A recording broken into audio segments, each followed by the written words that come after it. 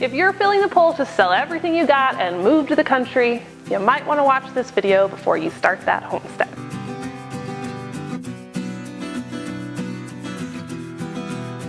For weekly advice and encouragement in starting a homestead of your own, subscribe to our channel and hit the bell to be notified when we post a new video every Tuesday morning. So if the idea of chickens pecking in the front yard and having a cow to milk every morning has you feeling starry-eyed, here are 4 questions you've got to ask yourself so you can know if you're really ready for this homestead life and all that it entails. Homesteading is super trendy right now, which I kind of find hilarious because when we first started this 10 years ago, it was still really unknown.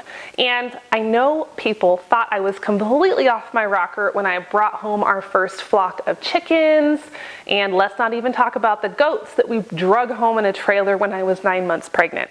But anyway, like anything that eventually becomes trendy, it attracts a lot of attention and has a lot of folks wondering if the homesteading lifestyle is right for them. Now, of course, I love that. I'm a homestead blogger, and really my job is to encourage folks who are drawn to the homesteading lifestyle. But I also know that this lifestyle isn't necessarily for everyone. So I've put together this list of 4 must-ask questions that I've gathered over the years from watching a lot of people start and then stop this lifestyle. So the first question to ask yourself is, what's your personality?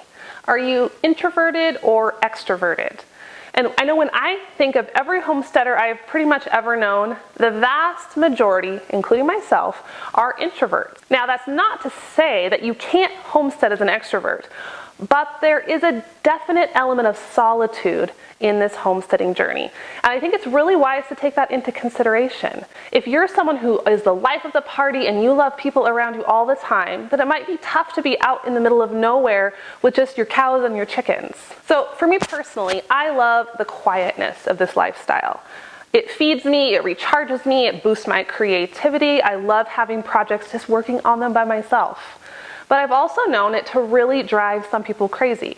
So my suggestion is, if you are an extrovert, be prepared to build some activities into your schedule each week so you can get your people fix and be around the people that recharge you. So, quick question, pause the video and type below, are you an introvert or an extrovert? I'd love to know what ratio we have in this audience. Okay, question number 2 to ask yourself is, what is your tolerance for hard work? And by hard work, I mean hard work. There is a never-ending task list, whether you're homesteading on a small property or a really big one. Now, I'm of the personal opinion that modern folks could use a bit more physical or manual labor in their everyday lives.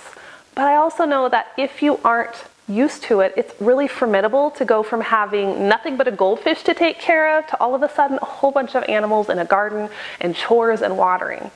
And there is a lot of joy to be found in working with your hands, but if this is a new concept for you, be prepared for an adjustment period. And if you're someone that absolutely hates mowing your lawn, well, this might not be the right fit for you. Okay, so another question to ask yourself is, what is your financial situation? Now, I've said it before and I'll say it again, homesteading just isn't cheap. And while you can create income streams from your homestead, whether that's selling eggs or vegetables or pumpkins or whatever, it's likely that it will take a good amount of time for you to build out those income streams. And in the meantime, you're just going to need some cold, hard cash to fund your projects and your purchases. So if you can't start homesteading for a while, or you're just in the planning stages, my very best advice is to start organizing your finances ASAP so you are fully prepared when the time comes. Now, I have a video on this topic to give you some ideas, and I'll link that in the show notes below. And lastly, this is a big one. Are you consistent? If you're someone who's easily influenced by what's trendy or popular, I really advise you to take a long, hard look at your homesteading desires.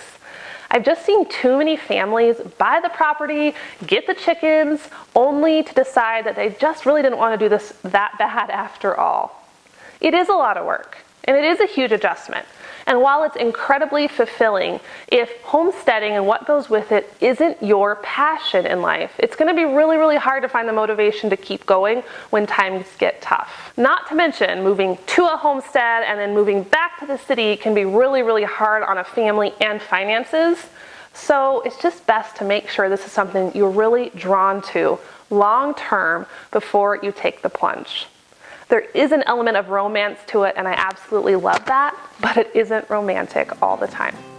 So, how did you fare? If your answers to the above questions have you more convinced than ever that homesteading is right for you, then you might need some help with all of the nuts and bolts in getting your homestead plans off the ground. I knew that might be the case, so I created a special library of homestead resources just for my loyal readers and subscribers, and I'm making it available for free to you today.